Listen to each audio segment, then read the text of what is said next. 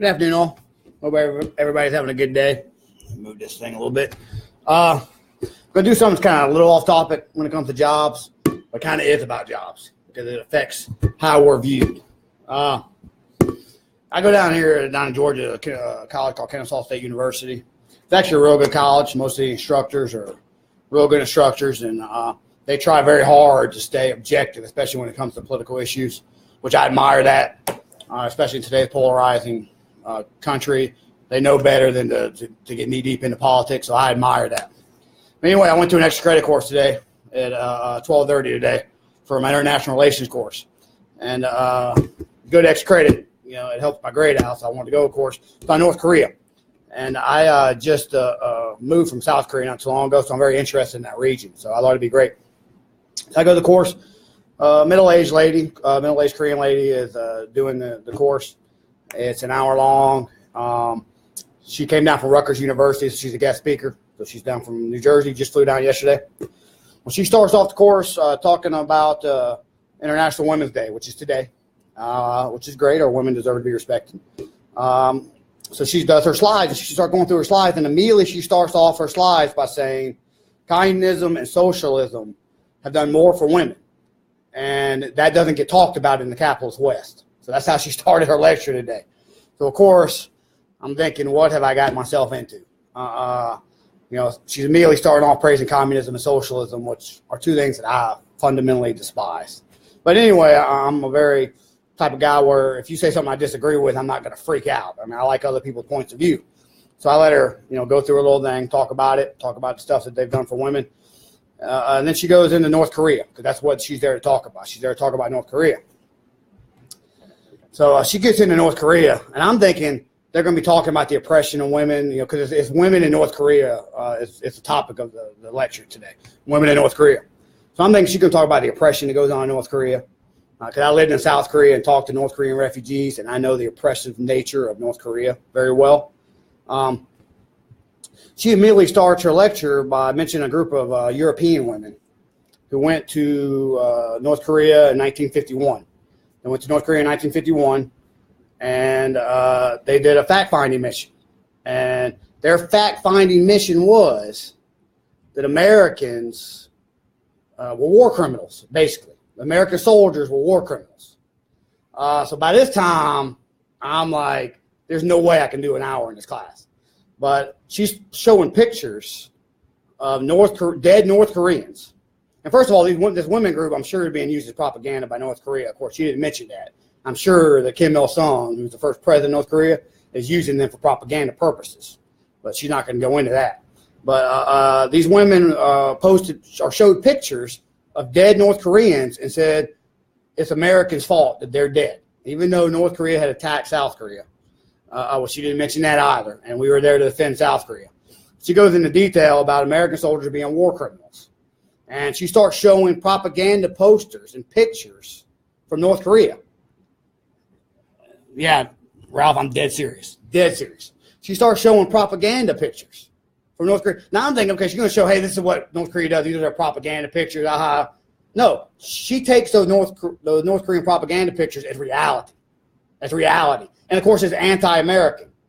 So at this time, this is about halfway through the lecture. I'm looking around thinking, am I going to meet? I'm trying to meet eyes maybe with some other veterans, because there were some older guys in there that we kind of know we're veterans just based on our age. And I didn't get anybody looking up, but all the young 20-year-olds around that classroom, it's a huge auditorium too, are taking notes. They are taking notes. I mean, they were writing down everything she says, basically accusing Americans of being war criminals, Korean War vets, heroes who went in there and rescued South Korea basically.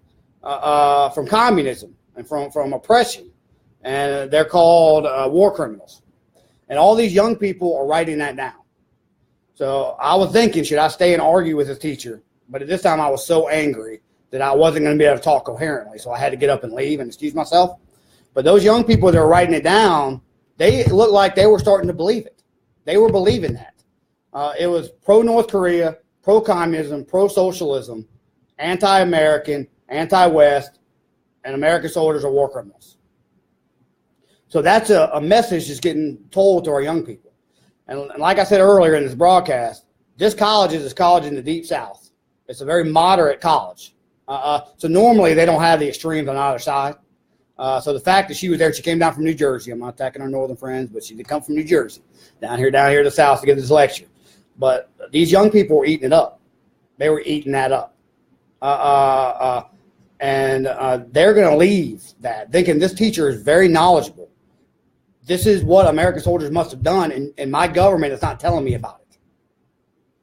And those dead bodies that she was showing pictures of, I guarantee you the North Korean regime used it as propaganda to turn people against America and the allies that were fighting to rescue South Korea from North Koreans' attack.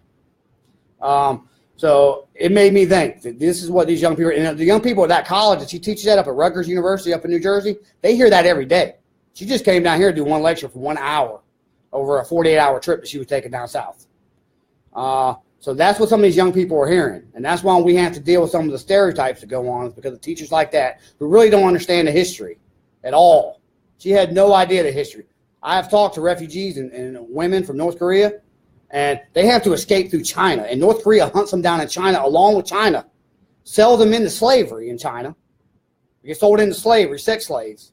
And they have to try to escape through the whole country of China just to get to South Korea. And that's the reality of what women are going through when they try to escape. Because China is an ally with North Korea. So when they get up to China, they get returned to North Korea and get killed or get sent to labor camps.